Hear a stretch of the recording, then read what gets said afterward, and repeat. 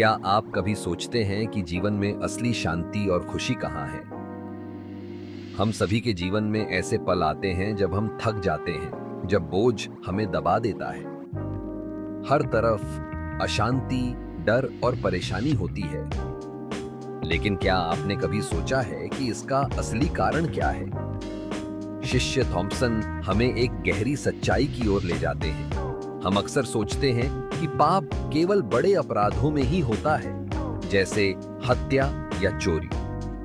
लेकिन यीशु ने हमें बताया कि असली पाप हमारी सोच और हमारे दिल में है। क्रोध, लालच और वासना, ये सब हमारे अंदर की बीमारियां हैं।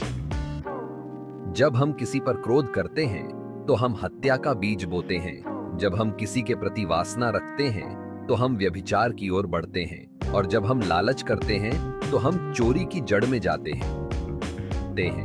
इसलिए अगर हमें अपनी बीमारी का पता ही नहीं है तो हम उसका इलाज कैसे कर सकते हैं? यीशु ने हमें असली गुनाहों की परिभाषा दी है। लेकिन फिर सवाल उठता है, तो फिर रास्ता क्या है?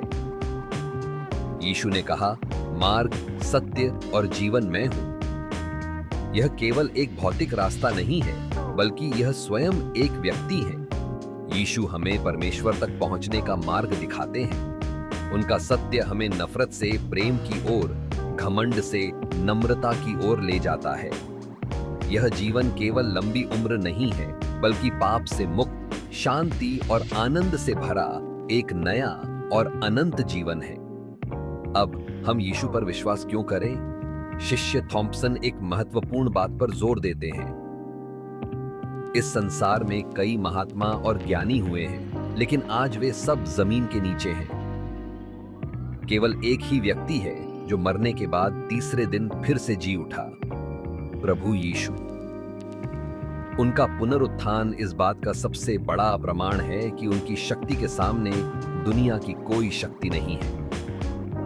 आज शिष्य थॉम्सन की आवाज में वही पुराना निमंत्रण आपके लिए है। हे थके हुए और बोझ से दबे हुए लोगों, मेरे पास आओ, मैं तुम्हें विश्राम दूंगा। क्या आपका जीवन बदला है? क्या आपने कहीं भटकने के बाद भी सच्ची शांति पाई है? आप आज एक सरल प्रार्थना कर सकते हैं। प्रभु यीशु, मैं एक पापी हूं, मुझ पर दया करें, मेरे पापों को क्षमा करें और मुझे नया जीवन दें। यदि आप यह प्रार्थना करेंगे तो यीशु आपके जीवन में आएंगे और आपके पापी जीवन को बदलकर नया कर देंगे। शांति का रास्ता यहीं से शुरू होता है।